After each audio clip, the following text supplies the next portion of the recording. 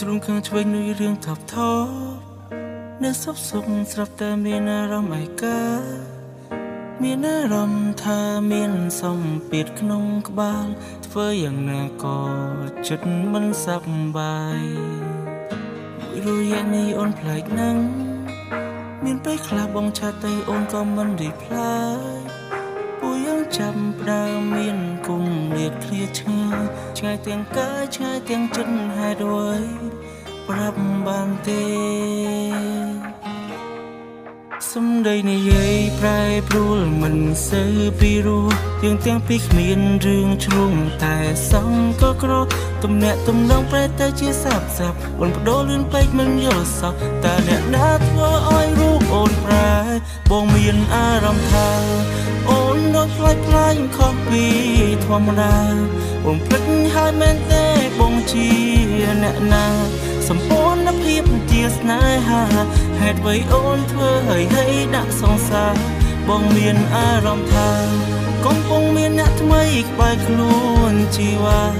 អូនមានរឿងលាក់លៀមបងមែនទេស្នេហាជួយបញ្ជាក់ប្រាប់បានទេថារឿងពួកយើងគួរបត់ទៅផ្លូវណាបន្តឬ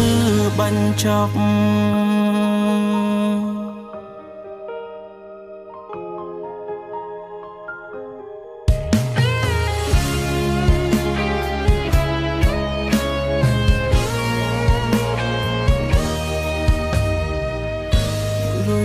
អូនប្លែកណាស់មានពេលខ្លះបងឆាតទៅអូនក៏មិនរីផ្លាយ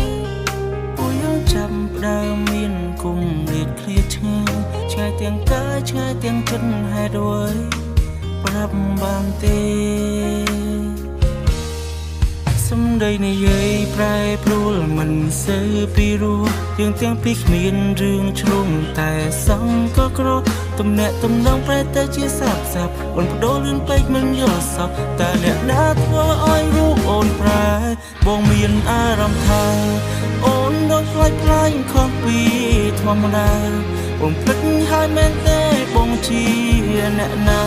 សម្ព័ន្ធភាពជាស្នេហាហេតុអ្វីអូនធ្វើឲ្យដាក់សង្សារបងមានអារម្មណ៍ថាកំពុងមានអ្នកថ្មីក្បែរខ្លួនជីវ៉ា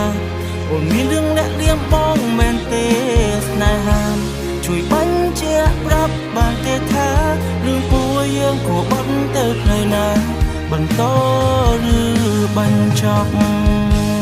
បងមានអារម្មណ៍ថាអូនដូចផ្លាយខុសពីធម្មតា